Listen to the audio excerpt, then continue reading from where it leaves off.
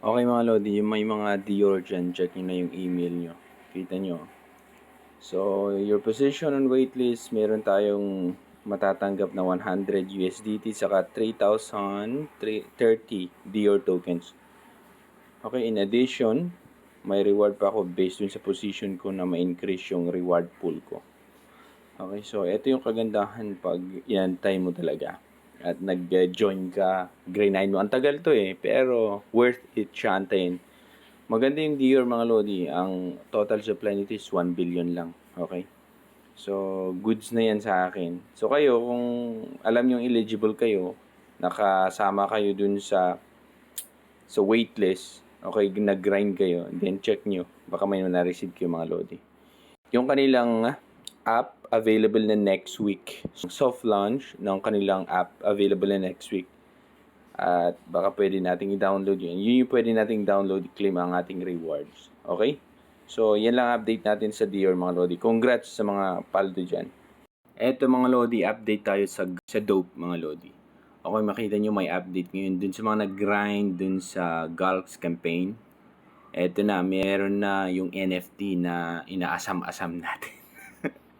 Okay, ito kung saan pwede nating ma-meet next week, sabi dito.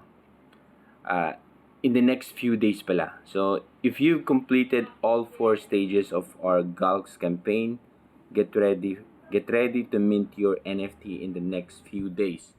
The mint process will be via the Galx platform on Polygon blockchain. So, goods to kasi nga, yung Polygon blockchain, napakamura, hindi na siya Ethereum. Okay, so naintindihan niya yung kanyang community na masyadong mahal kasi pag Ethereum, especially ngayon. Okay, stay tuned for more details. So, minting process and how these NFTs will enhance your dope mainnet experience. So, importante itong mga NFTs nito.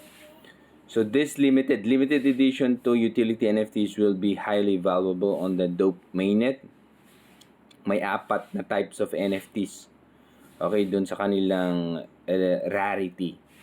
Okay, pag mas rare ang NFT mo, then the greater your boost will be on your mainnet airdrop. So, nakakatulong ito para maboost yung mainnet airdrop mo. So, abangan natin yung detailed update, pero good news pa rin to, okay, dun sa mga nakatapos ng Galx campaign dun sa dope. Okay?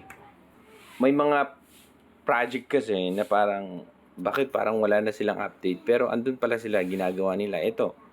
Kung tinutuloy nyo, minsan kasi yung mga taong sumasali sa airdrop ginawa lang ng 1 week, 2 weeks, ayaw na agad. Huwag ganoon. Dapat kung gusto mo magkaroon ng profit o magkaroon ng reward, talagang ituloy mo hanggang matapos. Okay? So yan ang update natin sa dope mga lodi.